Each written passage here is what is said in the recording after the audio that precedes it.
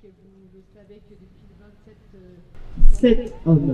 7 hommes sont morts sous les balles de la police parce qu'Algériens ou sympathisants de l'indépendance de l'Algérie.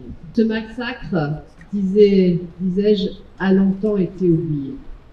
Il a fallu attendre 50 ans pour que paraisse le premier ouvrage consacré à la manifestation, puis encore 14 années pour que la ville de Paris procède à la première reconnaissance officielle de ce massacre en imposant plaque autour de laquelle nous sommes rassemblés aujourd'hui. C'est dans cet état d'esprit que nous avons renommé donc les écoles La Morissière situées dans notre arrondissement et qui, à la rentrée, cesseront de porter le nom d'un criminel de guerre. C'est très important de commémorer, c'est très important d'avoir cette mémoire, mais la suite c'est aussi un combat politique. C'est très important sur le plan national parce que, vous le savez, vous êtes des militantes, vous êtes actifs sur les droits humains et sur les questions internationales, et nous voyons qu'aujourd'hui, avec le gouvernement qu'on a, nous avons énormément d'obstacles et des reculs sur la question des droits humains et sur la question notamment de la relation avec l'Algérie. Et on voit aussi ces tensions qui ont été alimentées par Retailleau, par le gouvernement, avec des provocations incessantes qui ne sont pas acceptables et qui fait qu'aujourd'hui, la relation franco-algérienne est dégradée, mais aussi les doubles nationalités franco-algériens, les Algériens qui sont sur le territoire, ne sont pas bien traités en France. Il y a une bataille politique dans notre relation avec l'Algérie et toute la Méditerranée, et un rôle, à mon avis, important de coopération, de relation, de reconnaissance de cette histoire qui nous a marqué entre la France et l'Algérie, et ça commence par la reconnaissance de la colonisation, la reconnaissance de massacres. Voilà, à travers cette commémoration, cette manifestation et ces 7 morts, nous avons beaucoup encore de combats devant nous pour la relation franco-algérienne et pour la lutte pour les droits humains. Je vous remercie.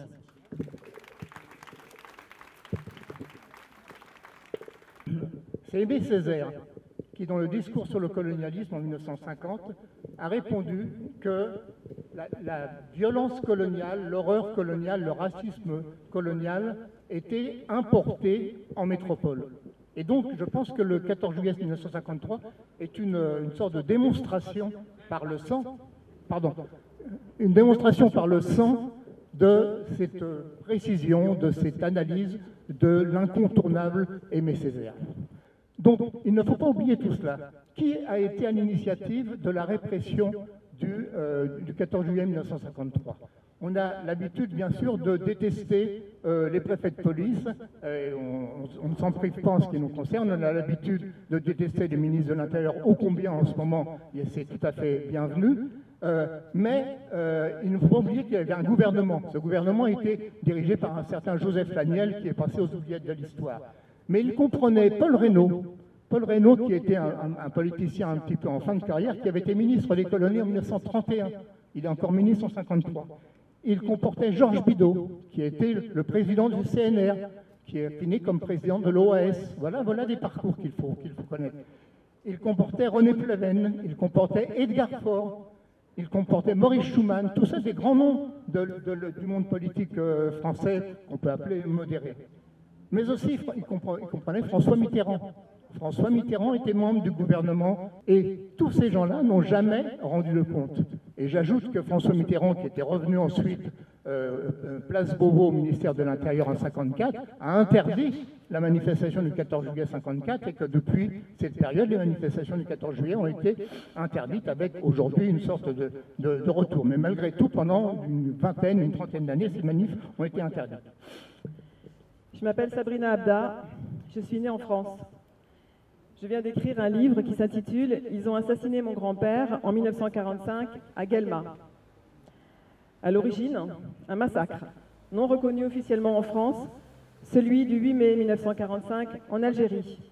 Des manifestations pacifiques au moment de la libération, puis une répression hors norme qui s'est abattue sur les Algériens, faisant des milliers de victimes innocentes.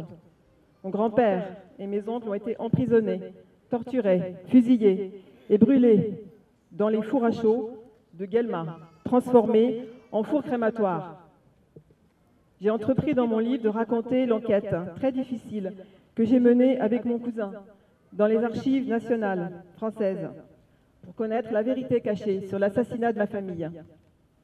Après que mon père, témoin et survivant du 8 mai 1945, m'ait révélé l'enfer de cette journée et de celles qui ont suivi, ni dans les livres scolaires, ni même au musée de l'immigration à Paris, je n'ai trouvé de traces de ce massacre inscrit à tout jamais dans notre ADN.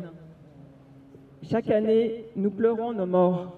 Le temps est venu de reconnaître ces massacres.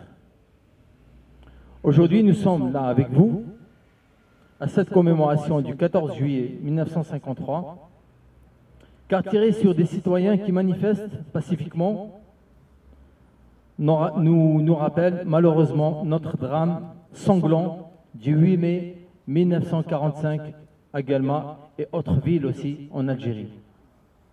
Merci. Voilà, donc on va avoir l'intervention de notre ami Akli Melouli, qui est sénateur et qui va donc s'exprimer parce qu'il faisait partie de la délégation d'élus français qui se sont rendus en mai dernier en Algérie pour faire un peu le contrepoint de ces déclarations anti-algériennes de notre ministre de l'Intérieur déjà nommé. La police a ouvert le feu sans sommation. Vous connaissez la suite, vous avez le nom des hommes qui ont été abattus pour avoir osé marcher, pour avoir osé réclamer l'indépendance, pour avoir cru que la République appartenait à tous. Pendant plus d'un demi-siècle, ce drame a été étouffé, oublié ou volontairement caché. On a mis la poussière sous le tapis, on a préféré se taire, oublier, détourner le regard. Mais l'histoire, elle ne se laisse pas bâillonner éternellement. À force de silence, le déni finit toujours par se voir. Je veux le dire ici avec force, on ne bâtit rien de solide sur le mensonge, l'oubli ou la réécriture du passé. Je sais ce que la vérité partagée peut accomplir, je sais aussi ce que le silence peut détruire. Nous ne sommes pas là pour opposer les mémoires, ni pour raviver les haines. Nous sommes là pour réparer, pour reconnaître et pour transmettre. Parce qu'un peuple qui regarde son passé en face est un peuple qui se donne les moyens d'écrire un avenir commun. Alors souvenons-nous et avançons ensemble pour que la vérité éclaire l'avenir, pour que la République tienne parole, pour que plus jamais on ne tire sur ceux qui marchent pour la dignité, hier, aujourd'hui comme demain. Merci. Une civilisation qui s'avère incapable de résoudre les problèmes que suscite son fonctionnement est une civilisation décadente. Une civilisation qui choisit de fermer les yeux sur ses problèmes les plus cruciaux est une civilisation atteinte. Une civilisation qui ruse avec ses principes est une civilisation moribonde. L'hypocrisie est de date récente. Ni Cortés découvrant Mexico du haut du grand Teocalli, ni Pizarre devant Cusco, encore moins Marco Polo devant Cambaluc, ne protestent d'être les fourriers d'un ordre supérieur. Ils tuent, ils pillent, ils ont des casques, des lances et des cupidités. La Romanie d'Ougaou. Si nous persistons à venir ici, c'est évidemment en hommage aux 7 victimes de ce 14 juillet 53, mais aussi aux nombreux blessés, notamment aux 48 blessés par balle, je dis bien par balle, dont j'ai retrouvé la trace et qui sont dans mon livre, ici en vente. Cela dit, commémorer ce massacre, c'est également contribuer à réparer un peu ce que la justice n'a pas fait, c'est-à-dire poursuivre et condamner les policiers assassins. Enfin, commémorer ce massacre, c'est œuvrer pour l'histoire. Donc encore une fois, merci à tous ceux qui contribuent à entretenir cette mémoire. Cela dit, on peut aller encore un peu plus loin que cette histoire pour que cette histoire soit plus connue. Tout d'abord, cela fait plusieurs années déjà que nous avons demandé à la mairie et aux autorités compétentes d'ajouter le nom des 7 victimes à cette plaque. Personne n'a remarqué que la plaque avait été restaurée. Donc, enfin, personne ne l'a dit en tout cas. Tout le monde l'a vu, mais personne ne l'a dit.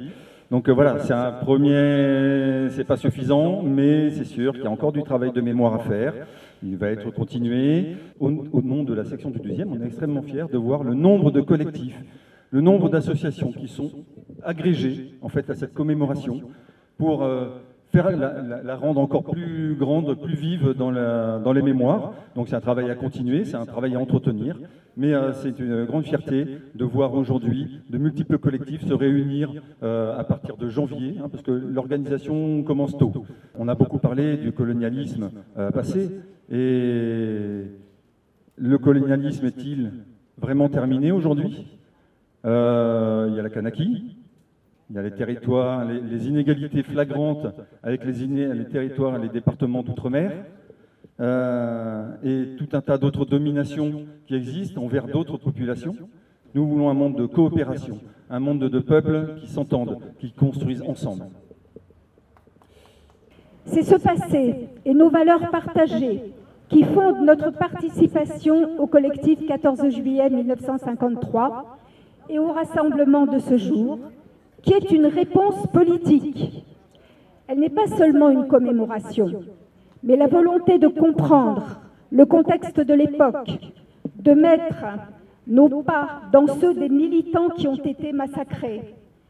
Dans la période actuelle de racisme institutionnel et de violence policière, nous savons que cela peut se reproduire face au contexte national et international que nous vivons. L'Institut Tribune socialiste soutient le 14 juillet 1953 dans sa demande à l'État français d'aller plus loin dans la reconnaissance de ses responsabilités, dans les violences liées à cette période de l'histoire de la décolonisation en Algérie et dans tous les territoires concernés. Tant que ne sera pas établie la réelle responsabilité qui est la sienne, nous serons debout avec toutes et tous les signataires de cet appel qui nous réunit aujourd'hui. Et en tant que militante féministe, animatrice du réseau féministe Rupture, avec un S à la fin du mot rupture, c'est toutes les ruptures, que j'ai fondé et que j'anime, qui est également membre du collectif 14 juillet 1953, je tiens à souligner la similitude de conditions entre l'oppression des femmes et la domination que vivent les colonisés. Ce n'est pas aujourd'hui ni demain que le soleil va briller pour réchauffer les relations entre la France et l'Algérie. Ce n'est pas aujourd'hui, 63 ans après l'indépendance, que l'amitié tant promise verra le jour. L'Algérie n'a jamais cessé d'être une cible pour les nostalgiques de l'Algérie française. Pour les nostalgiques de l'Algérie française, qui déversent leur haine quotidienne contre les Félagas, les Bougnouls, les Ratons, les Krouya. Merci à toutes, merci à tous pour votre présence. Merci à vous pour l'espoir que vous donnez à celles et ceux des nouvelles générations qui vont bâtir l'amitié et la fraternité des peuples algériens et français. Évidemment, la question coloniale, c'est une question d'oppression, mais ce n'est pas qu'une question d'oppression, puisque cela touche avant tout la question de l'universalité des droits, puisque nous savons que nous luttons pour l'universalité des droits, tous les droits pour toutes et tous, et cela touche à cela, parce que qui dit colonisation dit hiérarchisation des races. Donc on voit bien que ça contamine l'ensemble de la société française, et c'est en cela que la colonisation est vraiment une tâche dans la République. À Mayotte, pourquoi j'en parle? Je ne vais pas citer tous les territoires ultramarins, mais je vais parler de Mayotte parce qu'une loi vient d'être votée, donc c'est l'actualité. Eh bien, cette loi vient d'être votée qui restreint encore les conditions pour accéder à la nationalité française. Ça signifie qu'il y a encore un double standard. Alors même qu'il y a eu la destruction par le cyclone Chido, on continue, le gouvernement français continue à détruire les habitations. Ça signifie qu'il n'y a plus de logement pour les personnes qui perdent leur habitat précaire. Je parlerai ensuite de la Nouvelle-Calédonie, puisque vous savez qu'il vient d'y avoir un accord. Il faut aussi que la France accompagne dans la décolonisation pour éviter que demain il n'y ait une dictature. C'est important aussi qu'il n'y ait pas une recolonisation derrière, et nous savons qu'il y a les appétits notamment de la Chine qui sont derrière.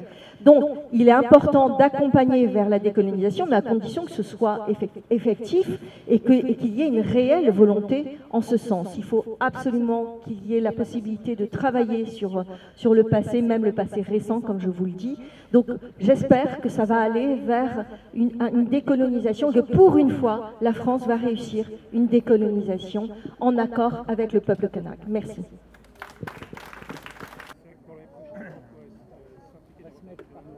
Merci Madame la maire.